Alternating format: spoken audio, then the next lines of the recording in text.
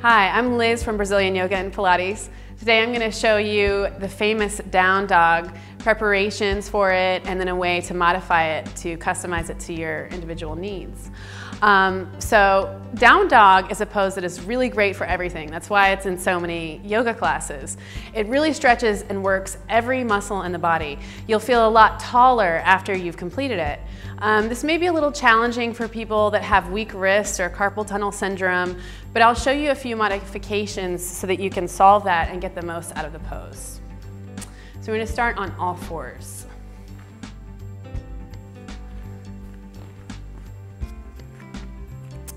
Your alignment's really important here. You want your hands to be directly underneath your shoulders, and then you want your knees to be directly underneath your hips. You don't want your hips to be shifted back or forward. It's almost as if you're wrapped around an apple box. Now from here, you can work out the shoulders a little bit if they feel tight. Maybe squiggle the hips a little bit and come to a place that feels nice and smooth inside the joints.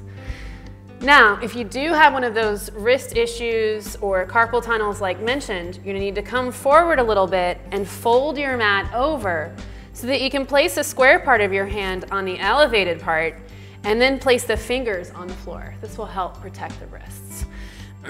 Maintain your alignment wrapped around the apple box. Now find that really smooth place inside the shoulders and hips, almost like you're floating inside the joint. Take a few deep breaths and grow the spine nice and long. Sensation is that you're really working the crown of the head away from the tailbone. Pull the navel to the spine. Exhale, flip the toes underneath. Inhale, and now just hinge through all of the joints. Now this is a spot where you'll need to once again make sure that you're in alignment. You want to feel a line of energy going all the way up from the earth and then peaking at the tailbone, then going back down at a right angle all the way into the earth. So it's like you're forming a triangular connection to the ground. Take a few breaths here. Inhaling and exhaling, continuing to grow the spine from the middle in both directions. Now, if this is intense for you, you can come down on your knees at any time and return to the original position. Work here. And if you want to take a break at any time, you can also take child's pose. But for those of you that want a little more, we're going to go back to down dog. Starting once again, finding that alignment.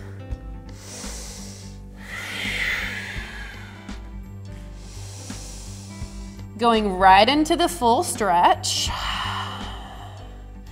And then inhaling, taking one foot off the ground and now using the three supports that you have. Here at the top, you can play with the hips, whatever feels good. Squaring the hips or opening them. Maybe even try that a few times.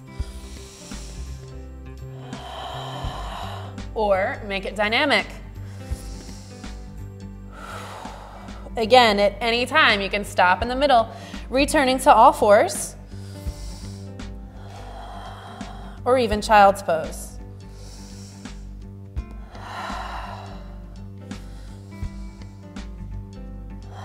Now take a few breaths. Inhale, move into all the spaces that you've created in the body. Exhale, hinge forward, come to the knees again, and rest in modified child's pose, walking the fingers away from the tailbone. And here, find the breath again. And just allow the relaxation to kind of ripple through the body from fingers to toes. Stay here as long as you like. Child's pose is something that can be done for up to 10-20 minutes. Inhale, provide a little bit of resistance as you drag your hands back towards your lap and take a moment to just notice how your body feels. I'm Liz, and that was down dog and variations. Again, down dog is a great stretch that you can do if If you only have like 5 minutes and you're running off somewhere and you need a great stretch, it's one that kind of gets everything. Your one-stop yoga shop.